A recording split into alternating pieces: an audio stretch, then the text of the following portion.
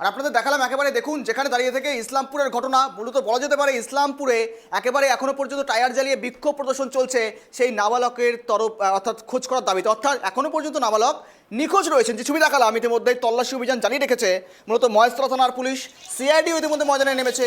তারপর দাঁড়িয়ে থেকেও একেবারেও রীতিমতো এখনো পর্যন্ত নিখোঁজ হওয়ায় একেবারে বিক্ষোভে উত্তালে সামিল হচ্ছেন সেখানকার এলাকাবাসীরা, গ্রামবাসীরা। এক্সক্লুসিভ দেখাচ্ছি আপনাদের সামনে।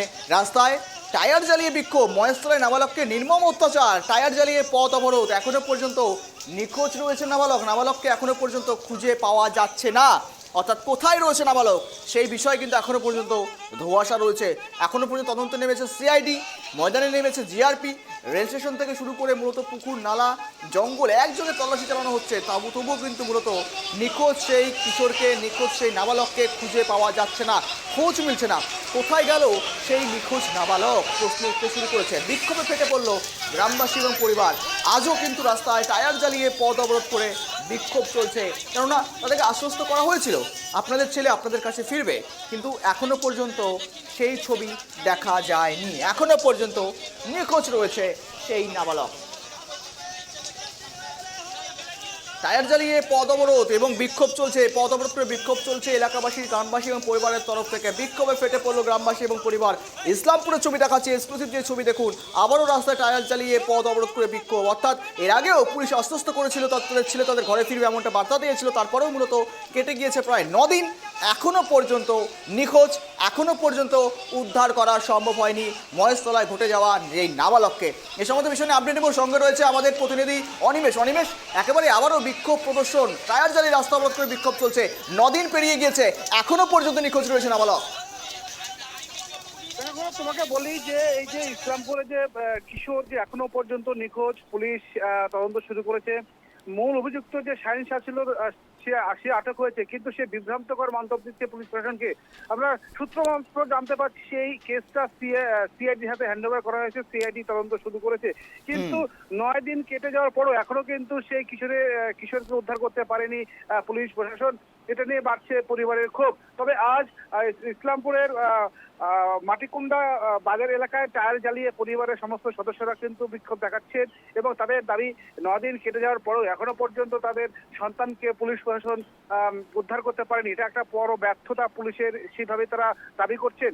তাদের খুব যতদিন এগোচ্ছে ততই কিন্তু আরো দুশ্চিন্তার মধ্যে পড়ে যাচ্ছে সেই কিশোরের পরিবার। তবে এতদিন লেগে যাচ্ছে যে মূল অভিযুক্ত তাকে গ্রেপ্তার করতে পারলো, কিন্তু যাকে ইলেকট্রিক শর্ট খাওয়ানো হয়েছে, নির্মম ভাবে মারা হয়েছে, এখনো সেই কিশোরকে উদ্ধার করতে পারছে না পুলিশ। কেন? এই জায়গায় কিন্তু প্রশ্ন।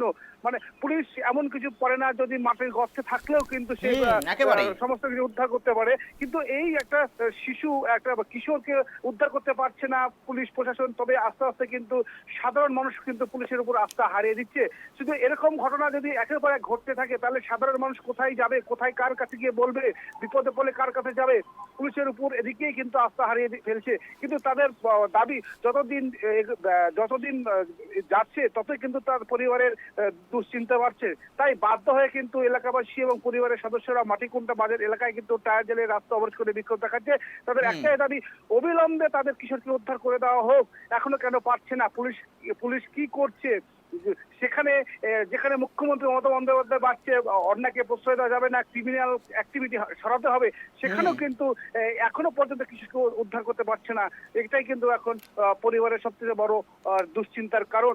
কোথায় আছে, কিভাবে আছে তাদের সন্তানরা, এখনো খোঁজ পাচ্ছে না। সেই কারণে কিন্তু তারা কিন্তু টায়ার জ্বালিয়ে রাস্তা অবরোধ করে বিক্ষোভ দেখাচ্ছে।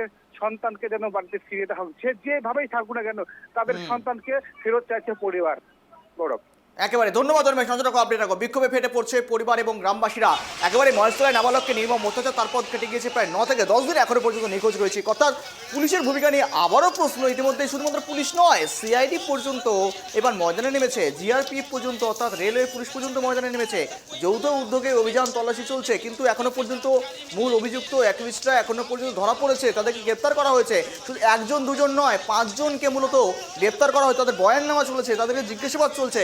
তার তারপর দাঁড়িয়ে থেকেও অসঙ্গতি, একেবারে চ্যালেঞ্জ মুখোমুখি হতে হচ্ছে পুলিশকে, বেগ পেতে হচ্ছে পুলিশকে তদন্তে। কিন্তু কি কারণে বেগ পেতে হচ্ছে, কোথায় রয়েছে গলদ, আর জানি কিন্তু মূলত বলা যেতে পারে মহেশতলায় নাবালককে নির্মম উচ্ছেদের ঘটনায় এখনো পর্যন্ত নিখোঁজ নাবালকের ফেরত পাওয়ার দাবিতে, অর্থাৎ পরিবারের লোকজন বলছে তাদের ছেলে তাদেরকে ফিরিয়ে দেওয়া হোক, অর্থাৎ যেমন থাকুক ছেলে, যে অবস্থায় থাকুক না কেন তাকে যেন সুস্থভাবে ফিরিয়ে দেওয়া হয়, এই দাবি নিয়েই সরব হয়েছেন গ্রামবাসীরা, এলাকাবাসীরা। কিন্তু এখনো পর্যন্ত স্পষ্ট নয় কবে মূলত সেই নিখোঁজ নাবালককে, সেই কিশোরকে খোঁজা হবে, উদ্ধার করা সম্ভব হবে। যদিও ময়দানে নেমেছে সিআইডি, একেবারেই বলা যেতে পারে পাশাপাশি নেমেছে পুলিশ প্রোটেকশন, একেবারে বলা যেতে পারে জিআরপি অর্থাৎ রেলওয়ে পুলিশ যারা রয়েছে তারাও নেমেছে ময়দানে। তারপরেও প্রশ্ন উঠছে, এতগুলো তদন্তকারী সংস্থা যখন মূলত ময়দানে নেমেছে, তারপরেও এখনও কেন উদ্ধার নয়, কোন জায়গায় মূলত বেগ পেতে হচ্ছে, তদন্ত শুরু করেছে পুলিশ।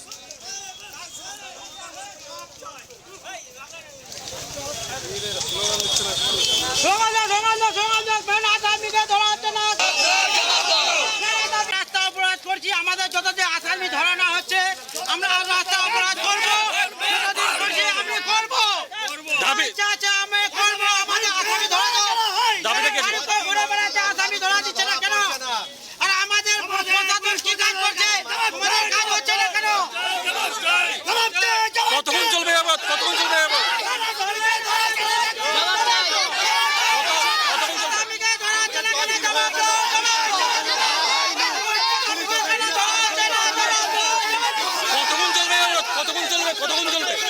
কতক্ষণ চলবে অবরোধ?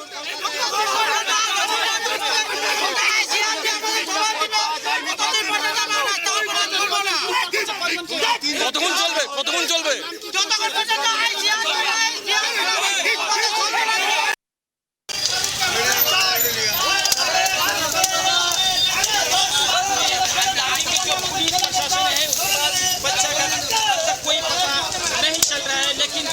जानकारी मिली है कि